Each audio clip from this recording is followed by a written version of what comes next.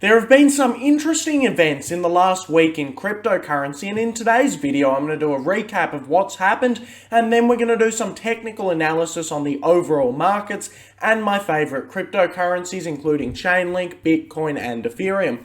Of course, if you enjoy the video, remember to like and subscribe to the channel, and remember nothing in this video is financial advice. So the first thing that happened in cryptocurrency in the past week is Mark Cuban is now calling for greater regulation on the cryptocurrency markets, and this is due to some stuff that happened in DeFi, and he actually lost a lot of money. So essentially, Mark Cuban got a cryptocurrency by Iron Finance called Titan. Titan plummeted from $64 to $0 within one day. Now, basically what happened is there was a thing in the code and it could be exploited by nefarious actors. What nefarious actors did is they made it look like they were draining liquidity from Iron Finance when they actually weren't draining any liquidity. All this meant is everybody instantly sold the token, and there was kind of a bank run in the cryptocurrency world happening. Now, Mark Cuban has said that there needs to be greater regulation on stable coins. He says that stable coins and coins controlling stable coins need to have guidelines set out for them, and they do need to follow these guidelines. This is quite a controversial topic. This is because a lot of people in decentralized finance think regulation is bad, and they think there shouldn't be any regulation. The whole point of DeFi is that you're your own bank and you control your own funds. If you lose any money in DeFi or you stuff up and invest in a smaller project, well then you bear that consequence, you bear the risk. There's nobody who you can go and cry to and say, I lost all my money here, how can I recover your funds? You've lost that money. And a lot of people in DeFi like this. However, other people say that you should be regulating what you can. Of course, DeFi is always going to be decentralized and you can't regulate a lot of it. However, you can regulate things like fiat on and off ramps, and you can regulate what people are doing when they're creating cryptocurrency, and I do think Mark Cuban wants some of this. So personally, it will be quite interesting to see what happens with regulation in the crypto space in the coming years, and see if regulation has any tangible effects on the crypto space in the future. This is also one of the reasons why I prefer to invest in cryptocurrency projects that are a lot bigger and well established. We know things like Ethereum can't have anything wrong with the code, and Ethereum is completely fine and well trusted by hundreds of thousands of people. Mark Cuban seems to have gone down the rabbit hole a little bit here, and stuff can happen when you decide to do that. So apart from that, there's not any other big news really. Whales are currently accumulating more and more Bitcoin and more Ethereum Ethereum is being staked in the ETH 2.0 deposit contract. So, in the overall cryptocurrency market, not that much has happened in the past week. When we covered Bitcoin last week, the price was more or less the same. Right now, Bitcoin has been trading sideways for roughly 1 month. So it's already had 1 month of sideways trading, and if you've watched the channel, you'll know that I expect Bitcoin just to continue trading sideways for 3, 4, 5, even 6 months before again taking off. So this is currently playing out as expected, and Bitcoin is just hanging around, bouncing around between 30 and 40,000. I do think this will keep happening. Perhaps it will go up to 45,000, or perhaps it'll break down to 25,000, but it should more or less continue to trade sideways before we get a breakout. So overall, Bitcoin's not doing too much right now. If we look at the grand scheme of the market cycle and we really zoom out, it doesn't look too bad. Bitcoin is on a general upwards trend. It continues to go up, and it doesn't appear this cycle is over. If we take a look at the other market cycles, Bitcoin is more or less doing what happened in the 2017 cycle, and I do think we're probably going to see a bit of a double peak cycle like we did back in 2013. So if we look at the macro picture, Bitcoin isn't looking too bad right now.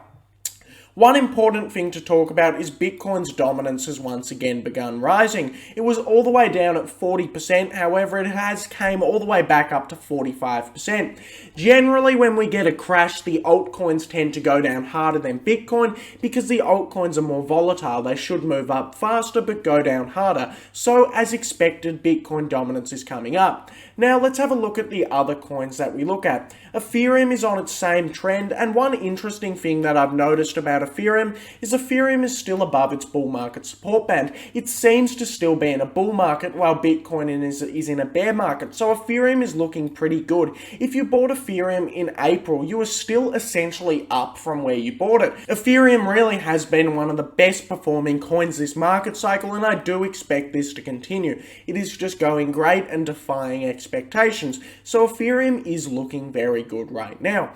Another important coin that we like to discuss a lot on the channel is Chainlink, and we all know Chainlink is one of the most important coins in the space, and it is my second biggest holding after Ethereum. Chainlink continues to be on its general uptrend, and it's really looking quite good right now.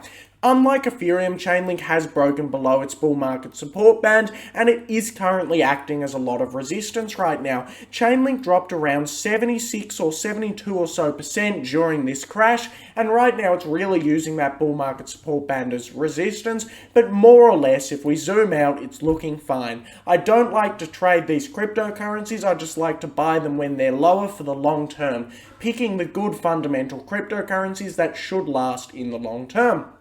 Of course, Cardano is another cryptocurrency that we frequently talk about on the channel, and there was recently a very good interview with Charles Hoskinson and Lex Friedman for a podcast which I just finished watching, and I highly recommend watching that one if you want to have more of an understanding about what Cardano aims to do and what Charles Hoskinson's morals and values are.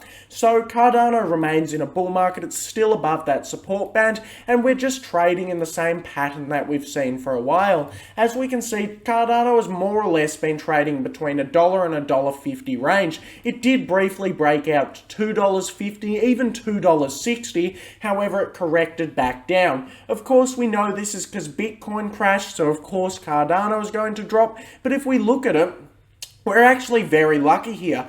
Cardano did a massive run up before Bitcoin corrected. All this meant is when Cardano dropped back down, it just started trading where it was already trading. Cardano has been trading like this for ages, and it's just doing what it's always been doing. So Cardano is not looking bearish right now, it's just consolidating in a nice sideways pattern, and I think this is a good time to accumulate. Last cycle, we saw Cardano go over $1 for a period of 3 days. Right now, we have seen Cardano be over $1 for around 150 days. So to see Cardano really consolidating over $1 and gaining ground is very promising. Of course, I do believe Cardano, Ethereum, and Chainlink are all going to stick it out in the long term. And if we look back in 10 or so years, all of these coins will be significantly up from where they are today. So I am very bullish. Also, coins like Cardano were all the way up at $1 in 2017. However, back in 2017, there was really no use for Cardano and nothing big happening. Over here, Cardano was unbelievably overvalued. However, over here in 2021, we've had the Africa deal and we've had a whole bunch of other stuff for Cardano, and I really do think Cardano is pretty fairly valued right now. And I know a lot of people would disagree with that, and a lot of people do think Cardano is way overvalued, but I do think making entire deals with countries and having a lot on the horizon for Cardano, tons of developers who are ready to come onto Cardano when smart contracts are launched, and a very science-based and data-based approach to developing cryptocurrency and smart contracts. I do think this is going to be one of the biggest players in the cryptocurrency space, and a lot of the people that doubt that can watch this crypto go. However, overall, I keep the most Ethereum because Ethereum is right now the safest, and I really do think Ethereum is going to really be there in 5-10 years without a shadow of doubt. Cardano, there is still some speculation with it, but Ethereum is one of the most proven cryptocurrencies. Most of the developers use Ethereum, and it really is quite well battle tested, so I do like to keep the majority of my money in Ethereum. So, overall, to conclude, I do believe the cryptocurrency market is doing more or less what it usually does. It's trading sideways right now, and this can feel a little bit boring. However, I'm just using this time to accumulate as much of my favorite cryptocurrencies as possible. I'm not looking to try and trade these cryptos, or I'm not looking to go to tiny cryptos and small market cap cryptos. I'm just looking at the big large cap cryptos that I believe are going to be here for the long term. This is the safest strategy, and I do believe it is the best strategy with crypto. Cryptos are already so volatile and they already achieve such high returns. Thanks for watching the video, and if you have anything you want to comment about the cryptocurrency market, comment it down below, and of course I will get back to it.